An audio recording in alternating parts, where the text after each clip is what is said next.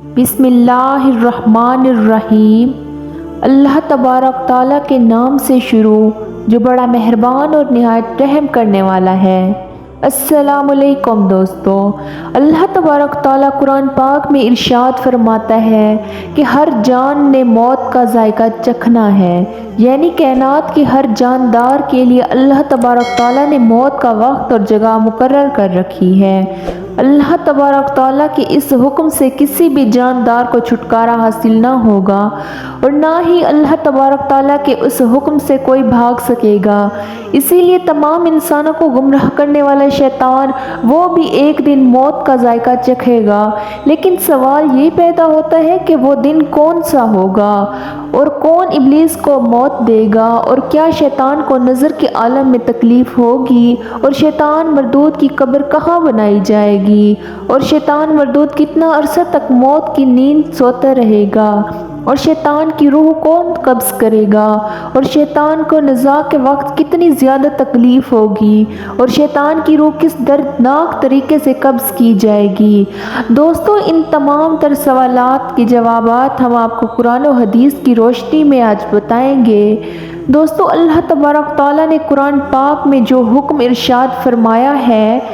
اس حکم سے کوئی بھی نہیں بچ سکتا، یہاں تک کہ انبیاء کرام اور صحابہ کرام اور اس کائنات میں رہنے والی ہر ذی روح اللہ تبارک تعالیٰ کے اس حکم کے تابع ہے، اور اسی حکم کے تحت ہر ذی روح کو موت کا ذائقہ چکھنا ہے، اور ہر انسان اور جانور نے اس وقت مقرر پر اس دنیا کو چھوڑ کر چلے جانا ہے۔ لیکن یہاں پر سوال یہ پیدا ہوتا ہے کہ تمام روئے زمین پر رہنے والے انسانوں کو گمراہ کرنے والا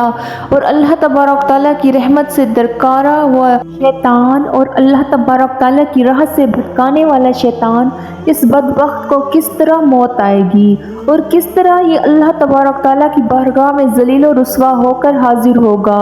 دوستو، روایات میں آتا ہے کہ جب اللہ تبارک تعالیٰ نے حضرت آدم علیہ السلام کو تخلیق فرمایا اور فرشتوں میں یہ اعلان کر دیا کہ میں زمین کے اندر اپنا خلیفہ بھیجنے والا ہوں، اور اللہ تبارک تعالیٰ نے حضرت آدم علیہ السلام کی تخلیق کے بعد فرشتوں کو حکم دیا کہ وہ حضرت آدم علیہ السلام کو سجدہ کریں۔ اس حکم کے اندر شیطان بھی شامل تھا، لیکن تمام فرشتوں نے اللہ تبارک تعالیٰ کے حکم کے مطابق حضرت آدم علیہ السلام کو سجدہ کیا، لیکن شیطان مردود نے حضرت آدم علیہ السلام کو سجدہ کرنے سے انکار کر دیا۔ تو شیطان کی اس نافرمانی کی وجہ سے اللہ تبارک تعالیٰ نے شیطان مردود کو جنت سے نکال دیا اور ہمیشہ ہمیشہ کی ذلت اور رسوائی کا اس کا مقدر بنا دیا۔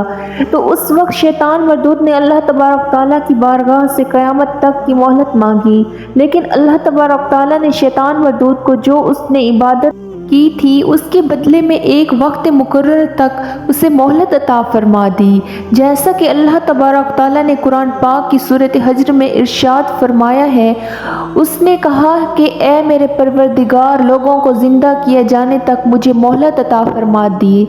تو اللہ تبارک تعالیٰ نے ارشاد فرمایا کہ تجھے مہلت دے دی جاتی ہے وقت معلوم تک کے لیے۔ دوستو، اب یہاں سوال یہ پیدا ہوتا ہے کہ وہ وقت معلوم کون سا ہوگا جس وقت معلوم کے اندر شیطان کو موت دی جائے گی۔ دوستو، اس بارے میں روایات میں آتا ہے کہ وقت معلوم وہ وقت ہوگا جب قیامت کی نشانیاں پوری ہو چکی ہوں گی، تو اس وقت مومنین کے بغلوں کے نیچے سے ایک پیاری اور خوشبودار ہوا گزرے گی، جس کی وجہ سے روئے زمین پر رہنے والے تمام مومنین اور ایمان والے وفات پا جائیں گے، اور کافر اور مشرک اور روئے زمین پر باقی رہ جائیں گے۔ مومنین کی وفات کے 40 سال کے عرصے میں گزر جائے گا، اس عرصے کے دوران کوئی بھی بچہ پیدا نہ ہوگا، یعنی اس وقت باقی رہنے والے انسانوں کی عمر کم از کم 40 سال کی ہوگی۔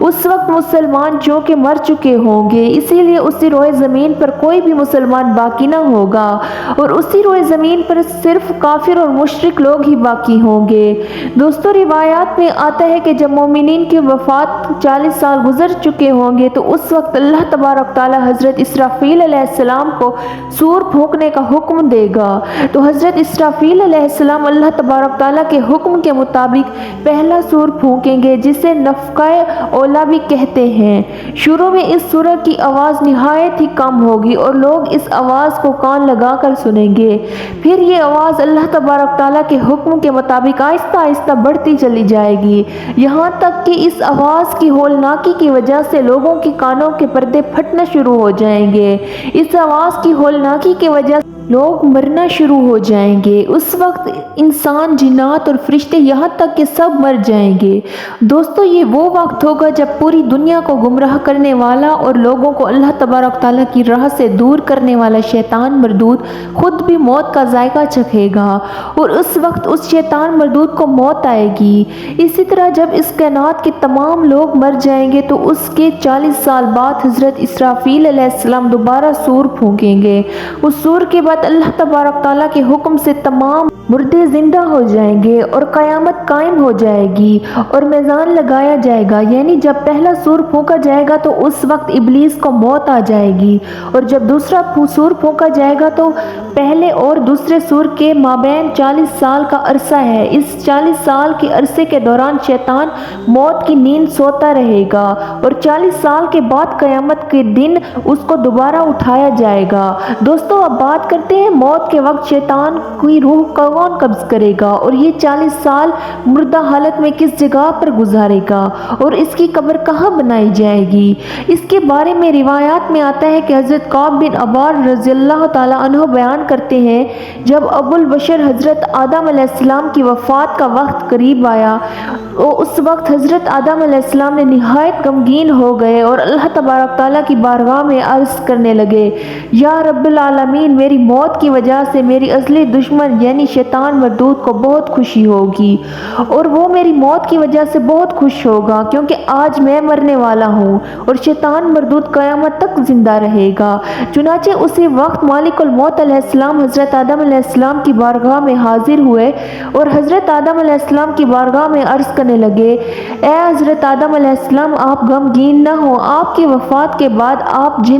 जन्नत में तशरीफ़ ले जाएंगे, जबकि इब्लीस क़यामत तक दुनिया के अंदर जलील होगा और फिर क़यामत से 40 साल पहले उसको ऐसी दर्दनाक मौत आएगी कि वो पूरी दुनिया की इंसानों जितनी मौत की तकलीफ को बर्दाश्त करेगा और फिर आखिरकार जहन्नम ही उसका ठिकाना होगा। हज़रत काब बिन अबार रज़ियल्लाहु ताला अन्हु मज़ीद बयान फरमाते हैं कि हज़रत आदम अलैहिस्सलाम मालिकुल मौत से फरमाने लगे कि मुझे इब्लीस की मौत का मंजर बयान करो, तो उस वक्त मालिकुल मौत अलैहिस्सलाम ने इब्लीस की मौत का हाल बयान करना शुरू किया। तो वो इतनी दर्दनाक मौत थी कि हज़रत आदम अलैहिस्सलाम अपने आंसू पर काबू न रख सके और ज़ारो कतार रोने लगे। इतना बयान करने के बाद हज़रत काब बिन अबार रज़ियल्लाहु ताला अन्हु खामोश हो गए। तो लोगों ने उस वक्त इसरार किया कि हमें भी इब्लीस की मौत का हाल बयान कीजिए। तो उस वक्त लोगों की बेजा फरमाइश पर हज़रत काब बिन अबार रज़ियल्लाहु ताला अन्हु ने इब्लीस की मौत का मंजर कुछ यूँ पेश किया कि जब शैतान की मौत का वक्त करीब आएगा तो अल्लाह तबारक ताला मालिकुल मौत से इरशाद फरमाएंगे, मेरे गज़ब और मेरे गुस्से का लिबास पहन कर इब्लीस की तरफ जाओ और इब्लीस से तमाम इंसानों और जिन्नात से ज़्यादा सख्ती करना। चुनाचे अल्लाह तबारक ताला का ये हुक्म पाकर मालिकुल मौत अलैहिस्सलाम गुस्से से भरपूर होकर फरिश्तों के हमरा शैतान की रूह कब्ज करने के लिए जाएंगे।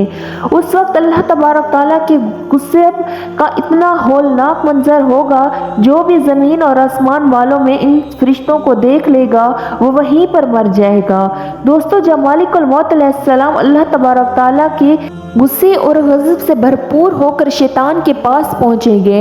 तो शैतान धाड़े मार मार कर रोएगा। फिर शैतान को मौत की तकलीफ दी जाएगी, जो कि तमाम इंसानों और जिन्नात की मौत की तकलीफ के बराबर होगी। दोस्तों, इब्लीस इस वक्त उस मौत की तकलीफ से घबरा कर कभी मशरिक की जानिब भागेगा तो कभी मगरिब की जानिब भागेगा, लेकिन उसको छुपने की कहीं जगह नहीं मिलेगी। हर तरफ वो अपने सामने मालिकुल मौत अलैहिस्सलाम को पाएगा। ये शैतान मरदूद उस वक्त मौत से बचने के लिए समंदर के अंदर छुपने की कोशिश करेगा, लेकिन समंदर में भी उसको अपने अंदर छुपने ना देगा। फिर ये शैतान मरदूद आसमान की तरफ भागेगा तो वहाँ पर भी अल्लाह तबारक ताला के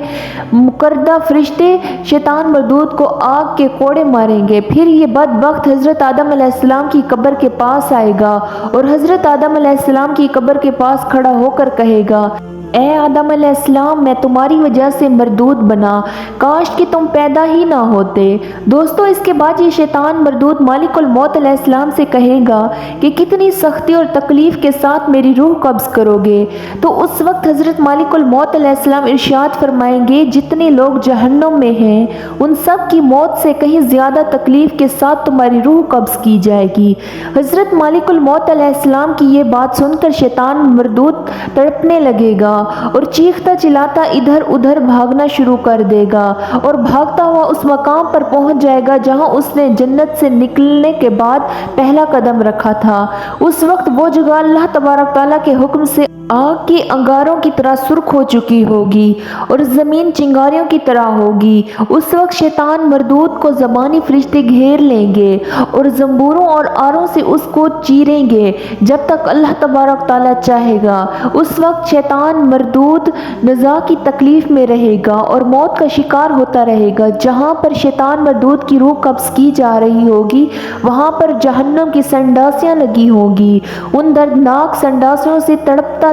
رہے گا۔ اس شیطان مردود کی جان نکلی جائے گی۔ اس وقت حضرت آدم علیہ السلام اور اماں حوا سے کہے گا ذرا اپنے دشمن کی طرف دیکھو کس طرح یہ ذلت کی موت مر رہا ہے۔ وہ لوگ یہ خوفناک منظر دیکھ کر اللہ تبارک تعالیٰ کی بارگاہ میں عرض کریں گے یا رب العالمین تم نے ہم پر اپنی نعمتیں مکمل فرما دی۔ اس وقت انہی جہنمی گڑھوں سے کے اندر شیطان ابلیس 40 سال تک مردہ حالت میں رہے گا اور وہیں پر شیطان مردود کی قبر بنائی جائے گی۔ دوستو اسی طرح اللہ تبارک تعالیٰ شیطان مردود کو دنیا کی سب سے عبرتناک موت عطا فرمائے گا اور تمام روئے زمین پر رہنے والے انسانوں کی موت کی تکلیف کے برابر شیطان مردود کو موت کی تکلیف دی جائے گی اور اس طرح یہ شیطان مردود تڑپ تڑپ کر مرے گا اور دنیا کے لیے عبرت کا نشان بن جائے گا۔ اللہ تبارک تعالیٰ سے دعا ہے کہ اللہ تبارک تعالیٰ شیطان مردود سے ہمیں نجات عطا فرمائے اور اپنے پیارے حبیب صلی اللہ علیہ وآلہ وسلم کے صدقے ہمیں نفس و شیطان کی شر سے محفوظ رکھے اور اپنے تمام تر احکامات کے مطابق زندگی گزارنے کی توفیق عطا فرمائے اور حضور صلی اللہ علیہ وآلہ وسلم کی محبت کے اندر جینا مرنا نصیب فرمائے۔